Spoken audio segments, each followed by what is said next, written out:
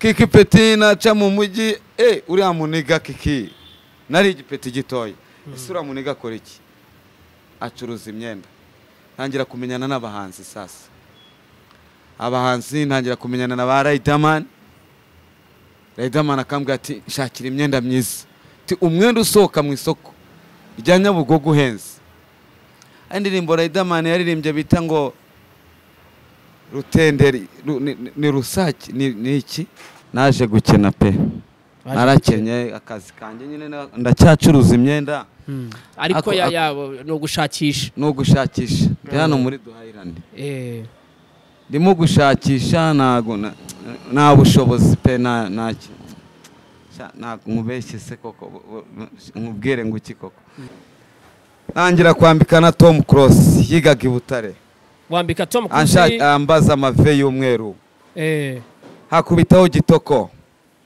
arambwa ati ngiye kwiga i Burayi ndashaka ibikoti yaje mu modoka y'umutuku nago nari umupeti narabakomaga nabaga nambaye ibyenda bya danje nireberaga amafoto y'abatupa naje gushaka umukobwa w'inshuti yanjye turabana abagabo baza kumutwara bamutwaye kubereye mpamvu man ukuntu bamutwaye n'ibintu kwa kuri nyine aho ngaho noneho ukuntu bamutwaye ndashaka utangire iyo story uyirangiriza abanyarwanda kumutwara kugira ngo mutandukane kugira ngo uyahuze ibiyobyabwenge unywe heroine ukora iki byari byagenze n'abagabo bagabo nyine abagabo ntubazi baje kunteretera umugore baramutwara mu magambo make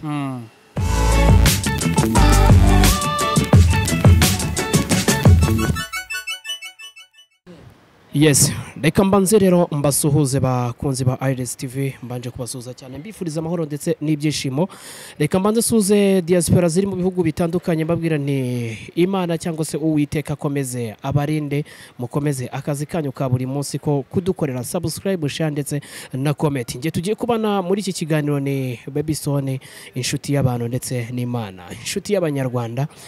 Hano turi mu Gakinjiro aho bita muri duhahirane mu Gakinjiro ka Gisozi aho twasanze umusore navuga ko ari umusore wakoze udutendo twishi hano mu gihugu cy'u Rwanda yambitse abahanzi batandukanye ndetse ari nawe muntu wazanye style yo kwambara imyenda ya gisirikare mu bahanzi hano mu Rwanda. Reka tumwakire kuri Iris TV. Kiki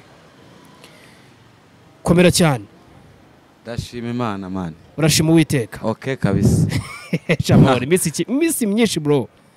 Misi myinshi ndahamya ko harashize nk'imyaka ingahe Abanyarwanda batongera kukubona ariko bo niyo mpamvu Abanyarwanda bajya gukunda kuvuga ngo amare y'umugabo atemba agwa mu nda man.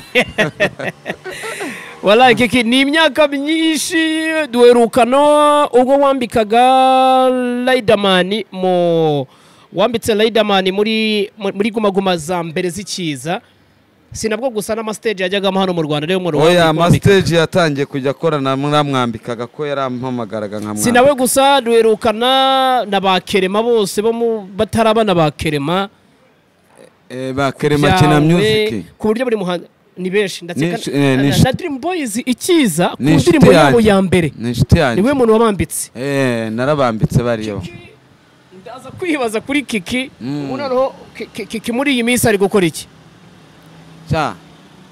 ntago nakubeshya musaza naje gukena pe narakenye akazi kanje nyine ndacyacuruza imyenda ariko no gushakisha hano muri duhayirane ndimo gushakisha nta bushobozi pe naki nkubeshye se koko nkubwire ngo iki koko ntago meze neza kuko maze iminsi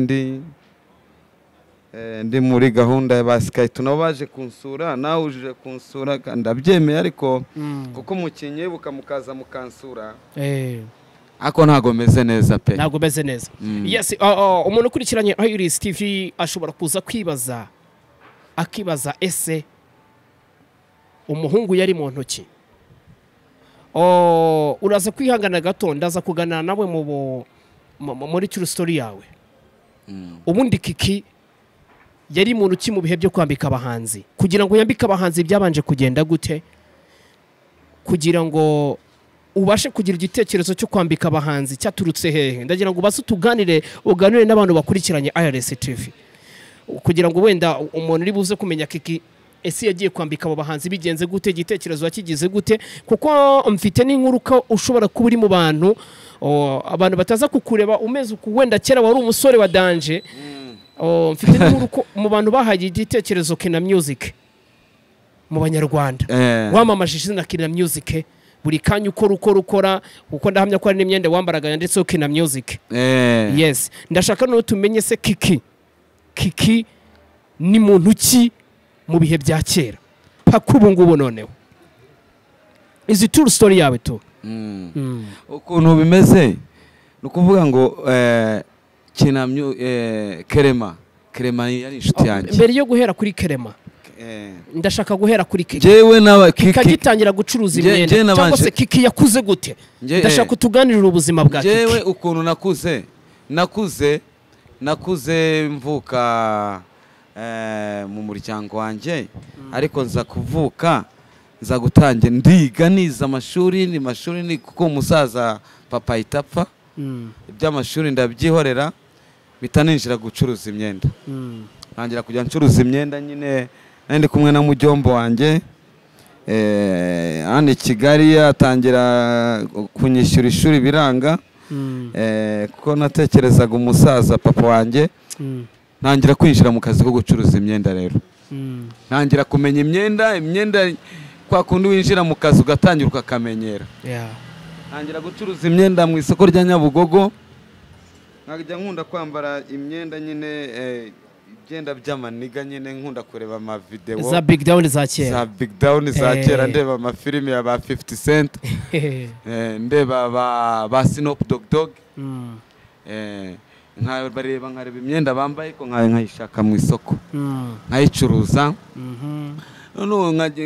Nakundaga gusohokera nk'ahantu kwa kundi uri umwana ukajya uri kubyina wambaye ibintu binini cyane. Nabaga nambaye ibintu binini cyane ariko inshuti nyinshi zanjye zano mu gihugu tuvuge nka Mahoni Boy. Yes, Mahoni Boy waba umuzi? Ari we muntu wamwambitse imyenda yakoresheje mu ndirimbo bavugaga ngo muri mwe n'indi unywesha n'indi unyambika. Muri mwe n'indi unywesha n'indi unyambika. Uriya twamenyaniye ahantu bita Inyamirambo. Ariko ne nambaye ibipira binini. Yes. Aramamaganye nambwa ati ibipira wambaye naguhangaye. Ntangira kumenyana na Mahoni Boy. Nuwo bita Shakuru. Yes, Shakuru, yes. Shakuru nawe w'Inyamirambo. Nza kumenyana menyana na niriya ibisumizi yes. Rideman muri studio ya Rideman mu bisumizi. Ari naho turi kwinjira noneho ahubwo mu bisumizi ariho turi twinjira kuri ba Mahoni Boy ariko heshi ariko nje nabaga ndi mu isoko rya Nyabugogo. Niho nabaga ndi gukinira ncuruza ndangura nacuruzaga imyenda. Rero nari umupeti ufite ubushobozi bwo nafite amafaranga man. Yes. Nafite amafaranga mu gyomba make yamaye yo kurangura imyenda yose myiza ibyenda byine binini biriho abastari biriho ba Tupac biriho ba Snoop Dogg. Iyo myenda noneho niyo nakundaga kuba nambaye. Noneho nkayambara no mu mujyi ndi igipeti gito cyane gikunda kwifunga man. Nabaga nifunze ndabeshya sibyo? Yes. Ubwo rero ngewe naje kumenyana nande na ba Rideman. Menyana na ba Pifra. Menyana na Kerema Kina Music. Yes. Menyana na Gitoko. Menyana na Rafiki. Yes. Ariko bitewe n'imyenda nabaga nambaye. Imyenda niyo yatumye menyekanisha. Nasohokeraga ahantu nambaye za Sun City, hano za na Komati. Bari abahungu niho bakundaga kuba bari. Menyekana nabo sasa. Bakavuga ati Kiki imyenda wambaye wayitubonera. Yes. Imyenda ndatangira ndayishaka rero imyenda. Ntangira kwambika nambitse umuhanzi wa mbere watangiriye wambika ninde Kiki? Nabanje kwambika Mahoni boy. Yes. Kurikizaho Shakuru. Yeah. Nza kongera gukurikizaho naje kwambika Rafiki. Hari indirimbo Rafiki igeze gukora bita ngo igikosi. Ni igikosi. Yes. Igikobwa. Urumva? Iyo ndirimbo niyo yatumye njye menya nde Rafiki. Nkavuga se igikobwa aririmbye ni igikobwa kibi. Rafiki bisaba ko mushaka siko waririmbye igikobwa. Ni igikobwa kibi cyane. Rafiki arambwira ati ni igikobwa. Utuburyo igikobwa kiba ari igikobwa cyiza. Ni ikinyarwanda Rafiki yarampaye. Nanjye nari umupeti. Yes. Urumva mani? Yeah.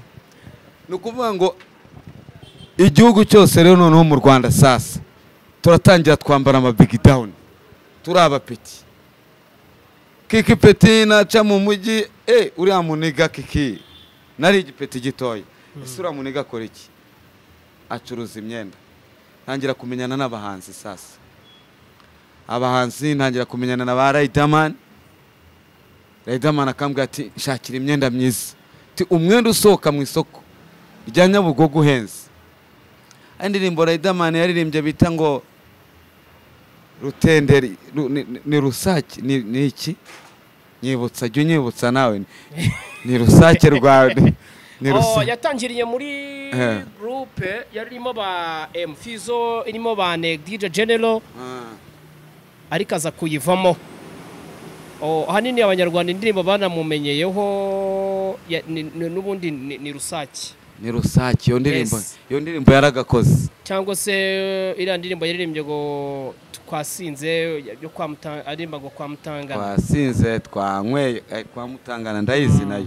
None Rideman akaza kambwira mu isoko rya Nyabugogo tishakira ibintu bivuna.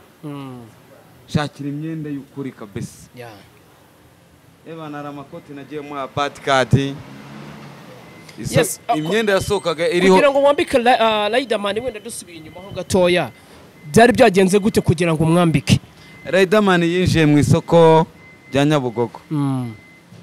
Ari gushaka ingofero bita za Bonjour Paris. Yumva kiki.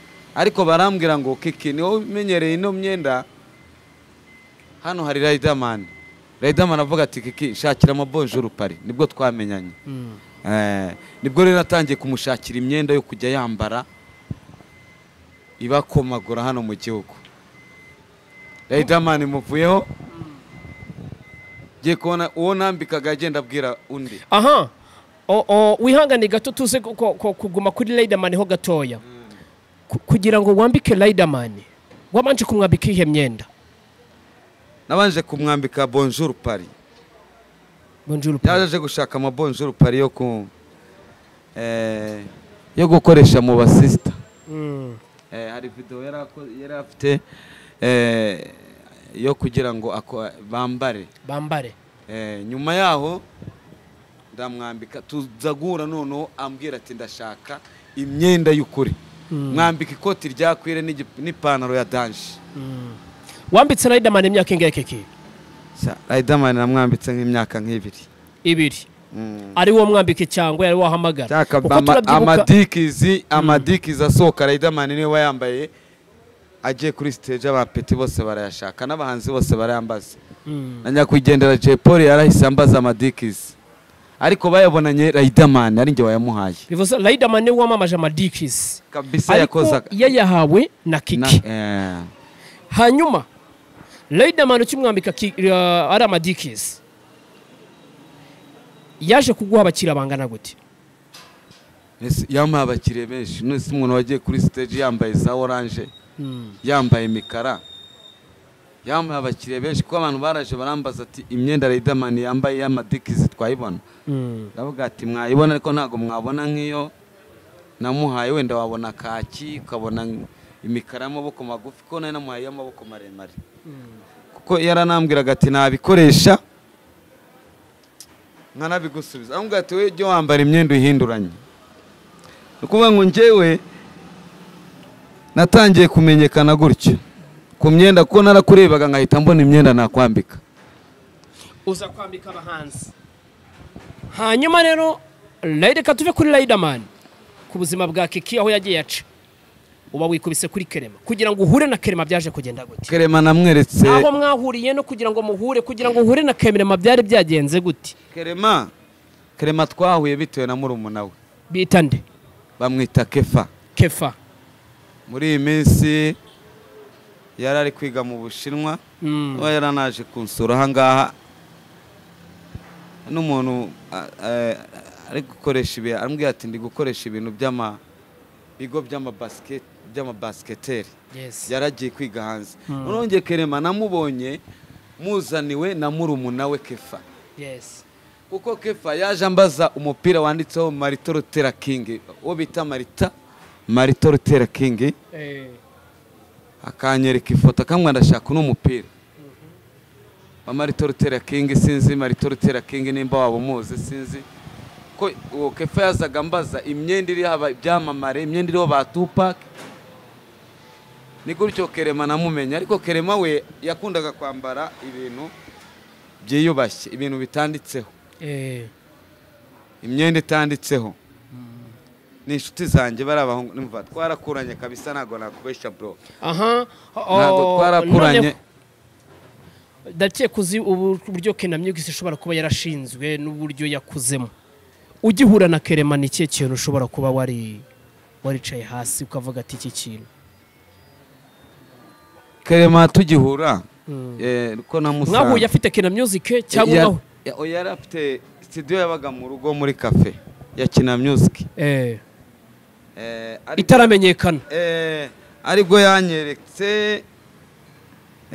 yanyeretse amafoto ari gukora indirimbo amana gitari kuko gitari nyiziho gake ndacuranga twaganira amagambo navuga ati ariko se Kerema ubundi ntago umuziki ko nari mfite gitari yanyeretse gitari ndacuranga ariko anyereka amafoto ya nani yuyu Chameleone ambwira ati ndashaka gukora indirimbo Chameleone ndamubwira ariko Kerema wazagiye kwiga i Burayi ukaza ubundi ugakora umuziki wenyewe ko ubushobozi umeze nkaho bufite Kerema ndumva yaragiye i Burayi yaje kumbwira ati ngiye kujya i Burayi mushakira imyenda ibintu by'imbeho wajya kwiga umuziki araza arawukora kabisa hanyuma Kerema ajya hanze Kerema agiye hanze ajya kwiga umuziki ntago biriya bintu ari gukora ari ibintu mani ni ibintu yize ni ibintu azi ni impano Imana yamwihereye Kerema ni inshuti zanjye rero barabajyamo igitekerezo wahaye Kerema wamubwira ntiwagiye kwiga hanze n'ubundi kwiga muzike ko n'ubundi uzava hanze ukaza ugakoma Abanyarwanda ukabakoma bye arabyemera yaranabyemeye kwite n'ubundi bakukomeza ukiyegamira yaranabyemeye aranambwira ati se Kiki ko nabonye wakoze indirimbo yatubambika style ya Nyabugogo ubundi wasaje ugakora indirimbo ebyiri hano muri studio yanjye ndamubwira ati zasaza Kerema we twaraganiraga cyane nabwo nzaza nkora indirimbo pe kuko hari indirimbo nari naririmbiye ngo icyo gihe yaramaze kuva hanze hari indirimbo nari narakoze ndi umupeti ya Nyabugogo bita ngo nimba ushaka imyenda myiza yo kwambara y'ubukwe yo kurimbana ni ya Sport Supermarket ya Force number 1 keneye kwambika kuri kose ko waza kose kumeze kose turakwambika ukaberwa ubwo nayikubitiraga Kerema gaseka akamwata se Kiki waririmbye imyenda ati naririmbye imyenda mu Rwanda tubitewe nuko nyinyi curuza rwose umbabarire akambwira ati rero unshakire Levis ushakira imyenda ya Levis ariyo nzajya nambara ubwo rero nge naje guhita amenyekana mbicyamamare ubicyamamare nangira kwambika na Tom Cross yigaga i Butare wambika Tom Cross ambaza amave y'umweru hakubitaho gitoko arambwira ati ngiye kwiga i Burayi ndashaka ibikoti yaje mu modoka y'umutuku nago nari umupeti narabakomaga nabaga nambaye ibyenda bya danje nireberaga amafoto ya ba Tupac ndabakoma naco Kiki peti araciyeho mujye wose pa igihugu cyose ndagikoma ku byangwe ndabeshya bro ntabwo beshya se Rafiki nawe atajemo aravuga ati kiki ndashaka ibyenda bya madowadowa by'abanyamerika ati nta kibazo ati ndashaka gukora indirimbo bita igikosi urayizi? Yes ndayizi. Aha nawe ndamukoma. Abo bahanzi ubura bakomye barifunga bye. Ndaza kwibaza noneho wacuruje imyaka ingahe kiki? Man so guhera 2006 kugeza muri 2022. Wallahi nke. Hanyuma kiki kugira ngo aze kuzima cyangwa se abure mu myenda mu gihe gito cyari kimaze cyangwa se nk'imyaka 2. Kiki nanahamye ko uri mu bantu navuze ko bari gutegura igitaramo cyo kurwanya ibiyobyabwenge. Okay. Byaje kugenda gute kugira ngo utekereze icyo gitaramo? Nyine ngewe reka nkubwire. Yes. Naje kwinjira mu cyago cya heroine cya mugo. Waje kwinjira mu cyago cya mugo? Mugo nukuvuga ngo naje gushaka umusista. Man bro ni ibintu naje gushaka umusista nari umukire man. Aha ndashaka aho ngaho bariho noneho umusista baje kumutwara sasa. Aho bariho uganiriza Abanyarwanda. Kugira ngo isi niba yose imenye kikubona umuntu ki ibyamubayeho nibiye kugira ngo nundi muntu kugira ngo noneho winjire muri icyo cyago byagenze gute niyo nkuru ugiye kutuganira. Naje gushaka umukobwa w'inshuti yanjye turabana abagabo baza kumutwara. Bamutwaye kubereye mpamvu. Man ukuntu bamutwaye n'ibintu kwa kuri nyine aho ngaho noneho ukuntu bamutwaye ndashaka utangira iyo story uyirangiriza Abanyarwanda kumutwara kugira ngo mutandukane kugira ngo yahuze ibiyobyabwenge unywe heroine ukora iki byari byagenze. Man n'abagabo bagabo nyine abagabo ntubazi baje kunteretera umugore baramutwara mu magambo make. Rero ndavuga ati kuva umugore wanjye bamutwaye nanywaga byere numva nago zimfata. Za gushaka n'umupeti w'umukozi unkorera nawe aza kunyiba. Ndavuga ati kuva umugore banamutwaye reka noneho nishakire drogue ikomeye cyane. Inyamirambo nshaka drogue banyereka mugo heroine. Nayisomejeho n'umuntu bitwa amwita Fizi. Muri studio twari kumwe na Pifra nabwo ati ibintu mukoze naga ari byo. Pifra ariko yababwiye ntago azongera kutwambika. Naye mfite amaduka abiri yahise agenda. Iriya boro wayisomyeho nibyo mpamvu uvuga ngo ndi gutegura babwira nk'abanyamakuru niwe mwategura iyi concert yo kurwanya ibiyobyabwenge ni ikintu kibi. Kandi nkambwira n'Abanyarwanda nkavuga ati babwize ukuri inshuti zanjye nsigaye narakennye pe kiki umva ikintu nshaka kukubwira narakennye ndashaka yuko ahantu zo kwatuganirira neza wanyweye ibyo biyobyabwenge ingaruka z'ibyo biyobyabwenge waje kugira nizihe? Byaragukenesheje bitewe n'umugore. Ibiyobyabwenge binyenesheje ubu niyo mpamvu mbayeho gutya kuko njyewe ntago nari kwambika ba Rideman ndi umukene man cyangwa nambike kerema nabaga mfite. Uwo mugore mwatandukanye wenda ibiyobyabwenge byaragukenesheje uranabwira Abanyarwanda ubu nta kintu ndiho ntacyo ndiho ariko wakongera akavuga ati kikireka mu kubita iduka yongere yubaka ikintu kubera ko wabivuyeho wacyubaka kabisa. Imyenda yo ndayizi pe wenda we wagize amahirwe abandi bagwibyo biyobyabwenge bikabakenesha bakanafungwa ugira amahirwe ntibyakubaho ubivaho kare cyangwa wageze urafungwa. Ntago nigeze mfungwa njyewe naratekereje ndavuga ati ibi bintu biranyenesheje bimaze amafaranga. Yes ushaka umugore hanyuma uwo mugore washatse kugira ngo mbere yo kugira ngo twinjire mu bindi umugore washatse byaje kugenda gute nyuma yuko mutandukana kuyahuza ibiyobyabwenge byaje wari mufitanye umwana? Twari dufitanye umwana bita Kwiniki. Umugore aza kujya hehe? Umugore yaje kujya muri Sudani. Yaje kujya muri Sudani. None ugiye kutuganira connection yawe n'umugore ubuyo byari bimezemo muri icyo gihe? Man urashaka kumva inkuru yanjye n'umugore? Yes kugira ngo nisi yimenye basi. None se wowe ufatanye n'umugabo umugore wabigenza ute mwabana man? Hari abagabo bihangana n'abatandukana. Nge rero kubera ko twari tukiri abana ni gutyo byagenze. Mwaratandukanye. twaratandukanye ndamugasawa nanze kwica uwo mugabo nta nubwo umbwire ngo mukubwire nimba se akubwira se naramwihoreye nawe iyo byajagutse hari igihe mubwira ati urangurira iki mani yaje kunkubita amafaranga namubwiye ati se nkwice ngute muri we si nkujugunye hehe duserera ambwa ati mbabarira ntubishyire ku mugaragaro umugore yabyemeye mbabara kabisa utantandukanyije n'umugore wanjye nkawe Kiki twakoranaga mu isoko rya Nyabugogo none uradufashe mbabarira mani ndumva yarankubise ubuceri bw'ingahera 2 miliyoni 2 n'igice ndabyibuka yose nayamariye Gisenyi nigere Gisenyi umugore ndamureka ko kwinikera afite umwaka umwe n'igice urumva story man urumva ibintu byambayeho ndabyumva mani Kiki kandi ukomeze kwihagana big brother Gisenyi nanywereye nka miliyoni zigera muri 300 nayo wakoreraga yose nayo wari ufite ndagaruka mitange Nyamirambo inzoga numva nta cyo zimariye umugore avuga atekana umugabo reka mureke ibyabaye byarabaye n'umugabo namuhaye imbabazi arigendera ku giti cye hagombaga gupfa umugore hagapfa n'umugabo n'uwo mugabo umwana ariko nanga kaba imfubye n'uwo mwana mfite mani n'uwo mwana umwe mfite ngiye n'akantu ka kigabo narihaye ndavuga ati umugore nta kintu yigeze abura reka ngiye mwihorere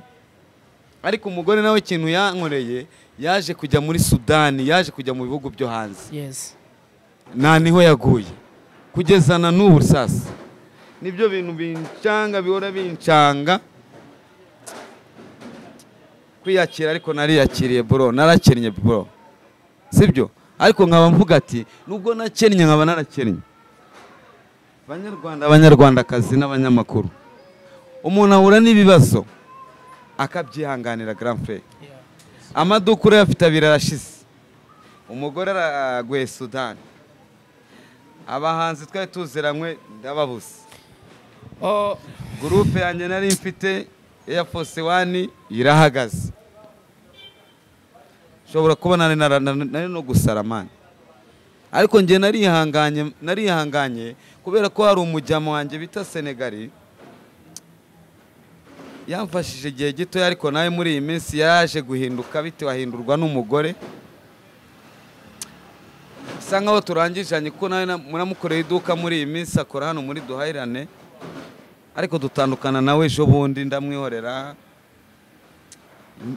mane babyita kwiyakira ngewe rero ndagira ngo mubwire kwiyakira nawe utakwiyakira hanyuma bro basikaitu kugira ngo ufashe basikaitu byaje kugenda gute byo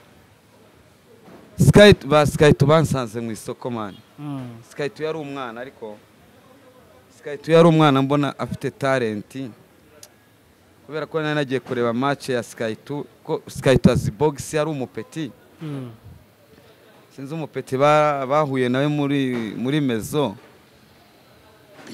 nanjye nawe namuvuze ati sikaitu uyu munsi ndakugurira amazi nkugura amafanta sikaitu ararwana iboro byabaga muri mezo by'abana barakinnye mu magambo make yaje gukina na sikaitu n'uwo undi mujyama sikaitu aratsinda mpita mutwara nyine kuko yazaga ku isoko Nyabugogo akambwira ati ndashaka icyangwa sikaitu buriya ni umuntu wagiye gukurikirana abahanzi agakurikirana ibintu akigana biriya bintu byo mu nyamakuru yakuze ari mupeti uzabona ko hari ikintu yageraho ariko nawe kugeza naramufashije hanyuma bagti yagufashije iki bagti nawe kuko urumva wabuze umudamu umwana araza umwana arahari kwihangana no kwihangana uri umukene n'agahinda pe ndabyumva kabisa kandi ukomeze kwihangana nawe nuko waje kunganiriza ariko ntago buriya Abanyarwanda bakeneye mano abantu bababwiza uko ese muri abo bahanzi wenda bose mwakoranye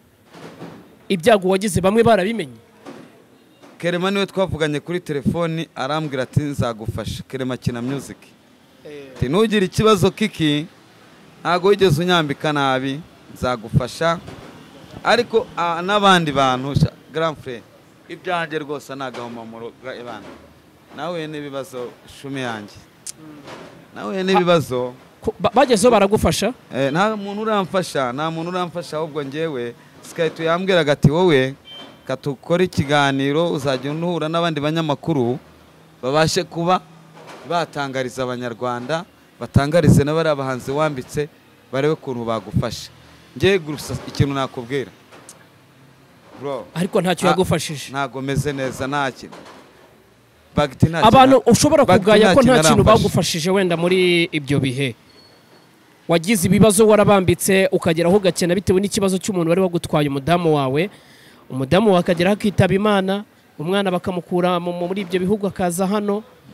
Umwana ukaba uri kumurera nawe ubwawe nta bushobozi ufite. Uri umuntu umwe mu bantu bakoze hano agatendo wambitse guma hafi ya zose ba Yangresi nabande. Nambitse na abamahoni boni nta muhanzi nambitse.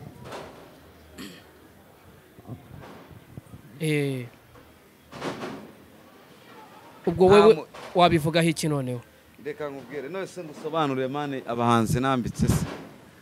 Oya abahanzi batwara twabamenye. Cya rwose nta Imana. Ngewe icyo nakubwira. Inshuti yanjye. Kerema uri inshuti yanjye. Tom Close uri inshuti yanjye. Gituko nawe nubwo utakiri mu Rwanda uri inshuti yanjye. Twaganira igihe kinini. Uza mu isoko rya Nyabugogo. Rafiki nawe uri inshuti yanjye. Rwose Abanyarwandakazi nawe n'ibibazo bikomeye pe.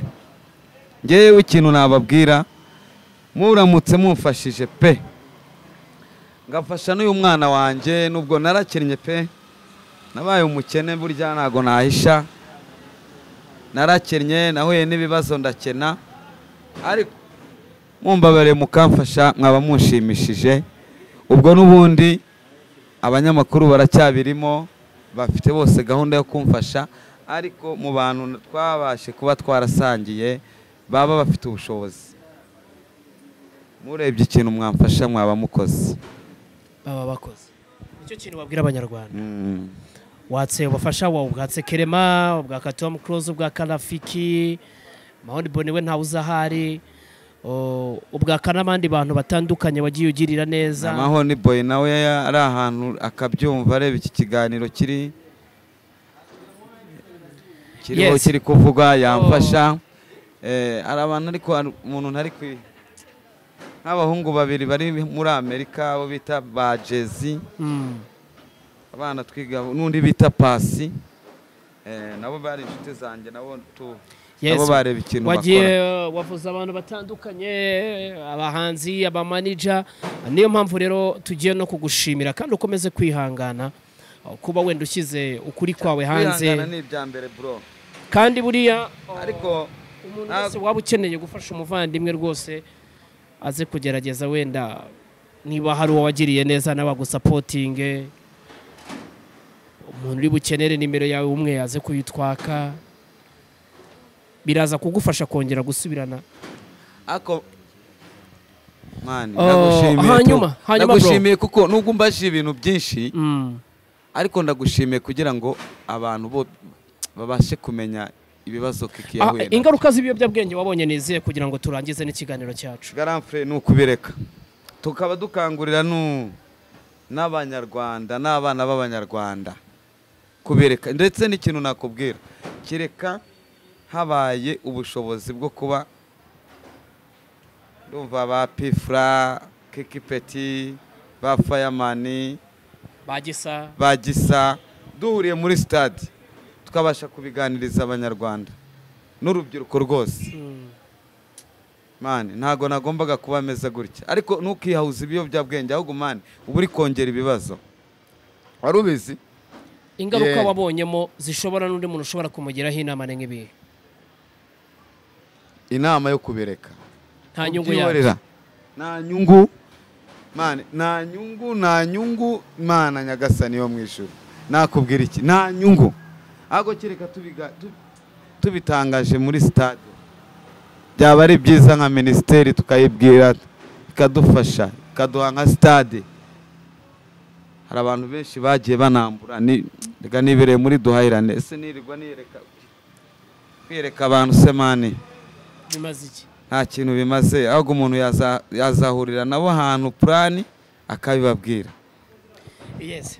Kiki Petit reka tugushimira cyane kuri Iris TV ndetse dushimira n'abantu bakurikiranye ikiganiro kuri Iris TV tubashimire kandi byimazeyo inkunganyu muhora mudutera ya subscribe ndetse n'ibitekerezo byanyu buri ibitekerezo nicyo kintu cya mbere kiruta ibindi byose.